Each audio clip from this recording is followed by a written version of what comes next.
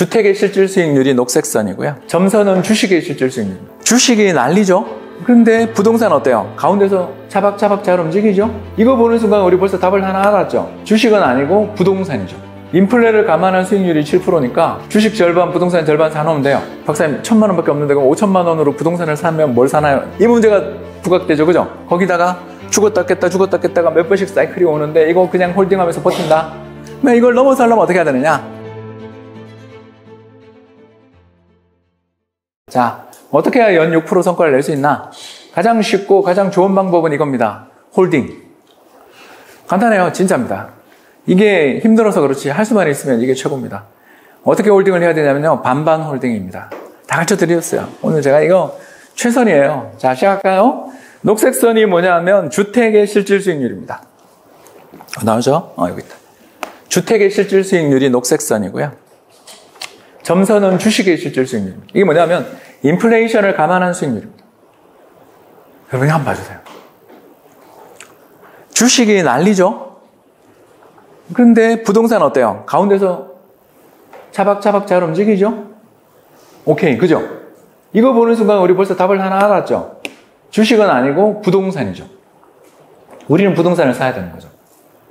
그리고 이 둘의 수익률이 얼마예요? 둘이 똑같이 지난 150년 동안 7%예요. 연평균 7%. 이것만 사면 돼요. 인플레를 감안한 수익률이 7%니까 주식 절반, 부동산 절반 사놓으면 돼요. 자, 근데 이걸 할 수 있는 사람이 얼마나 되냐? 일단 쉽지 않죠, 그죠? 왜? 내가 돈이 박사님 1,000만 원밖에 없는데 그럼 5,000만 원으로 부동산을 사면 뭘 사나요? 벌써 이 문제가 부각되죠, 그죠? 부동산이라는 건 한 방에 살 때 돈이 많이 들죠. 두 번째 주식을 사는데 여기 보면 선진국 16개 나라의 주식을 사라고 했는데 그러면 전 세계 이머징 마켓 이런 건 다 배제하고 한국 주식 다 배제하고 선진국 시장 16개만 사야 됩니까? 여러분 말만 들어도 난이도가 있죠. 거기다가 죽었다 깼다가 몇 번씩 사이클이 오는데 이거 그냥 홀딩하면서 버틴다? 150년 동안 뒤에 과거 1870년 흥선대원군이 물러가고 고종황제가 친정할 때부터 지금까지 150년 동안의 타임 시계열을 보면서 우와 연 7%나 주네 좋네. 이때 살았으면 70년대 세계 1차 대전 세계 2차 대전을 살고 있었던 사람 입장에서 와 이거 장기 투자하면 돈 버네라고 진짜 생각했을까요? 못한다는 거죠. 그렇기 때문에 주식에 장기 투자하세요라는 말을 하는 거는 학자들이 이런 말을 한다는 거죠. 안타깝지만 그게 현실인 거죠. 그러면 이걸 넘어서 하려면 어떻게 해야 되느냐? 제가 오늘 가르쳐 드릴게요. 달러 스위칭 하세요. 이 파란 선은 뭐냐면 우리나라 코스피고요. 빨간 선은 달러에 대한 원화 환율입니다. 보시면 알겠지만 우리나라는 환율이 급등할 때마다 주식시장이 붕괴되는 특성을 지니고 있습니다. 왜 이런 일이 벌어지냐? 이건 좀 이따가 배우시고요. 이거 하나 외워두세요. 우리나라 주가는 달러랑 반대로 간다. 환율이랑 주가가 반대로 간다라는 거. 이게 우리나라의 제가 아까 그래서 6% 성과가 가능하다고 말씀드릴 수 있는 가장 좋은 근거가 이겁니다. 6% 성과 아니라 그 이상을 낼 수 있습니다. 어떻게 하면 된다? 달러의 움직임을 주목하면 됩니다. 자, 어떻게 한다? 시작합니다. 뭘 사면 되냐면요. SOFR을 사세요. SOFR. 들어보셨죠? 미국의 외화 예금을 ETF로 만든 것입니다. 다 아는 분들은 압니다. 저희는 그 중에서도 에이스를 추천합니다. 에이스 SOFR. 그걸 사놓고 있다가 10년에 한 번씩 옛날에는 위기가 왔는데 요새는 3년에 한 번씩 와요. 옛날에는 10년에 한 번이었는데 요즘은 3년에 한 번 옵니다. 자, 2008년, 2011년, 2015년, 2018, 19년, 그리고 2022년. 자, 2008년 이후에 15년 동안 한 번, 두 번, 세 번, 네 번, 5번 왔어요. 환율 급등이. 그때마다 주가가 폭락했죠? 자, 그때 내가 외화예금을 들고 있으면 어떻게 되죠? 이자가 일단 5%씩 나오죠? 요새 이자 5% 더 나오죠? 달러 이자가 제일 셉니다, 여러분. 미국 달러 이자가 5.25고요. 내일 밤이면, 오늘은 아니고요. 내일 밤이면 5.5가 돼요. 이자가 대빵해요. 사실 지금은 솔직히 말해서 SOFR 투자하는 게 최고예요. 근데 이제 환율 떨어질까봐 무서워서 못하니까. 용기를 가지시고 분할 매수. 아까 얘기했죠. 200만 원씩 모으는 거. 그죠? 우리 지금 흑수저용입니다. 목돈 있는 분들은 좀 이따 질문 주세요. 자, 계속 합니다. 그래서 200만 원씩 모아 나가고 있는 거예요. 보면 1년이면 2,400 모으잖아요. 그걸 SOFR을 계속 사다 보면 이자도 붙고 환율 등락에 따라서 벌었다가 깨졌다 할 테지만 그럼 쳐다보지 마시고 주식 수만 계속 늘리는 거죠. 자, 그러고 지나가다가 유튜브에서 갑자기 제가 자주 나와요. 이해돼요? 유튜브에 제가 자주 나와요. 마이크가 넘어오는 시기가 언제냐면 나라 망한다고 그럴 때입니다. 환율 급등하면 우리는 자동으로 나오는 소리가 나라 망한다. 외환위기 이야기가 나옵니다. 검색어, 외환위기 검색어가 나오기 시작하면 보유하던 달러를 팝니다. 한 방에 다 파는 거 용기가 필요하죠. 어떻게 한다? 분할 매도. 그죠? 내가 2,400만 원 모아놨으면 그죠? 400만 원씩 6번 파는 거죠. 그래서 그걸 가지고 뭘 사요? 예, 수출주를 사는 거죠. 수출주. 왜 그렇죠? 왜? 환율이 급등했기 때문에 수출 기업들이 지금은 불황이니까 꼼짝도 못 하는데 환율이 급등하는 순간 수출 기업들의 경쟁력이 언젠가는 개선되겠죠. 보통 1년 걸려요. 안타깝게도 그 시차가 1년입니다. 그러니까 환율이 급등한 다음에 수출 기업들의 실적이 좋아지는데 걸리는 시차가 1년 걸립니다. 보통. 왜 그러냐는 질문 시간에 또 해주시고요. 나가자면 그런 식으로 투자를 하는 거죠. 그리고 다음에 주가가 그래서 사놓고 한 1년 묻어놨는데 정말 더블이 났어요. 더블 안 나도 상관없고 이익은 나거든요. 왜냐하면 기업 이익이 좋아지는데 주가 빠질 수가 없으니까. 수출주를 사서 이익이 나면 다시 처분. 그죠? 이익 나면 처분해요. 1년. 주식은 우리나라 주식은 오래 보유하는 게 아니에요. 단타야. 오늘 봤잖아. 에코프로 주가 오늘 장중에 어떻게 움직이는지 우리 다 봤잖아. 이게, 죄송합니다. 아니요. 에코프로를 뭐라는 게 아니라 이게 시장이에요? 인정해, 빨리. 그죠? 너무 심하잖아. 무슨 코인이야? 잡코인이야. 가격 변동이 너무 심하고 한두 종목에 쏠림이 너무 커요, 우리나라는. 우리나라 주식시장에 2,000개 넘는 종목이 있는데 그날 오르는데 에코프로부터 시작해서 몇 종목 오르고 나머지 1,800개인가 1,400개 종목이 빠졌는데 지수는 플러스가 났어. 이게 우리나라는요, 개별 종목을 그렇게 오래 보유함으로써 돈을 번다. 능력자들은 있어요. 못 찾겠더라고요. 저는 못 찾겠더라고요. 아무리 노력해도 안 되는 영역이 있더라고요. 그게 뭐냐 하면 이 회사는 찜찜해라는 그 본능적인 걸러내는 능력들이 필요한데 그런 거 없어요. 그냥 재무제표 보고 이 회사의 평판 보고 또 그리고 난 다음에 사업보고서 읽어본 다음 투자하는데 승률이 그렇게 높지 못해요. 인정. 진짜 개별 종목 잘 못해요. 그러다가 또 나라가 망한다는 소리가 들리기 시작하잖아요. 그러면 또 팔아서 6개월 정도에 걸쳐서 팔아가지고 이걸 또 뭘 산다? 주식을 사는 거죠. 부동산? 부동산도 좋아요. 전 이번에 여기서 부동산 샀어요. 여기서 샀어요. 환율 1,400원 깨지는 날 샀습니다. 왜? 간단하죠. 저는 대부분의 자산, 여유 자산은 어디다 투자를 하냐면 로보어드바이저다 맡겨놓고 있기 때문에 거기 운용되는 돈은 쳐다도 안 봐요. 얼마가 운용되고 있는지도 몰라요. 그러면 저의 개인 나머지 돈들이 있지 않습니까? 연말 정산이나 연금 관련 계좌 말고 나머지 여윳돈들은 법인이랑 또 하나의 계좌를 가지고 있거든요. 그러니까 저는 3개의 계좌를 가지고 운영을 해요. 첫 번째 계좌는 뭐냐면 절대 못 건드리는 연금 계좌. 근데 이게 지나고 보면 수익률이 제일 좋아요. 원래 그래요. 두 번째가 뭐냐면 법인 계좌. 법인이 운용하는 계좌가 따로 있습니다. 세 번째 계좌가 이제 제일 저희들의 메인 계좌인 달러 스위칭 계좌인데 작년에 달러 스위칭 계좌에 제가 한 4, 50만 불 갖고 있었거든요. 여러분 이렇게 되면 저처럼 될 수 있습니다. 흑수저도요 30년 하니까 되더라고요. 근데 저처럼 30년 안 하셔도 돼요. 진짜입니다. 왜냐하면 저의 노하우를 다 배우시기 때문에 점점 단축될 수 있습니다. 자, 그래서 이 환율이 우리나라 집값은 폭락하기 시작하는데 환율은 급등하잖아요. 그래서 1,400원 넘어서서 막 외환위기 난다 그럴 때 달러를 일단 다 팔았어요. 파니까 얼마 돼요? 한 6억 되겠죠, 그죠? 4, 50만 불을 팔았으니까 환율 1,500원이니까 6억 더 되죠. 자, 그걸 들고 이제 주식을 사기 시작했어요.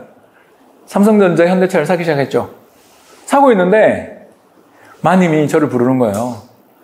여보 왜? 오빠 우리 과천 가자 그러면. 과천에 이번에 금매물 나왔대. 보러 가자. 갔더니 저는 그런 걸 보러 다닐 때 절대 차를 안 몰고 갑니다. 차 몰고 가면 안 돼요. 집 보러 갈 때는 차 몰고 가는 거 아닙니다. 뭘 타고 가죠? 대중교통. 그리고 대중교통 타고 내려서 한정거장전에 내리죠? 기본이에요, 이거. 이것만 잘해도 정말 여러분 돈 법니다. 진짜예요. 그리고 밤에 한 번, 낮에 한 번 가야 돼요. 밤에도, 근데 뭐, 과천은 밤에 가도 똑같아요. 거의 심심한 동네니까. 이 과천 그 시내 안에 여관이 하나도 없어요. 진짜입니다. 호텔 여관이 없습니다. 그런 동네 처음 봤어요. 밤에 이렇게 가봤는데, 뭐 빨간 번쩍번쩍 하는 게 하나도 없어요. 노래방도 없어요, 몇 개. 그러니까 그럴 정도의 도시니까 가서 이제 보는 거죠. 근데 갔는데, 분명히 우리가 14억의 물건이 나왔다 그래서 보러 갔는데, 갔더니 바로 16억으로 올리더라고요. 저희들 말고 또 보러 온 거죠. 아, 됐습니다. 감사합니다. 그러고, 동네 구경 잘했습니다. 그러고 있는데, 다음 주가 됐는데, 오빠 또 구경 가자 그러는 거예요. 왜 그랬더니, 그거 12억 7천에 나왔대 그러는 거예요. 됐다. 거긴 됐고, 딴 데 보러 가자. 가서 왔더니, 예, 너무너무 말도 못하게 싸더라고요.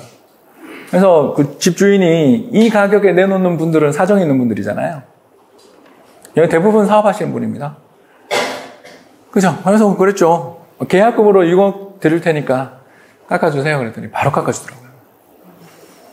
네. 그래서 지금 잔금 치고 있습니다. 한 2억 남았습니다. 이제. 그러니까 이런 사례에서 여러분한테 지금 말씀드리는 거에서 볼 수 있는 것처럼 이 달러 스위칭 투자를 하게 되면 좋은 점이 하나 있습니다. 어떤 좋은 점이 생기냐면요. 밸런스가 생겨요. 환율이 급등하고 나라 망한다 소리가 들릴 때가 찬스라는 걸 알고 있잖아요. 그러면 너그러워지거든요. 뭐 망한다 그러고 막 그러면 옛날에 무서웠는데 찬스다. 이런 생각이 들기 시작하면 마음의 평정이 생기고요. 마음의 평정이 생기면 시장을 보는 눈이 생겨요. 제 유튜브 제목 그대로 시장을 보는 눈이 생겨요. 뭘 알면? 환율을 알면. 이거 완전 만들어요.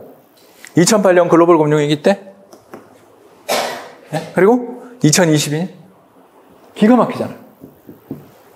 그래서 주택시장에서 집을 살 수 있는 최고의 찬스는 10년에 한 번씩 오잖아요. 그 10년에 한 번 이번에 지나간 거죠. 또 올 거예요. 언제 오냐고요? 모르죠.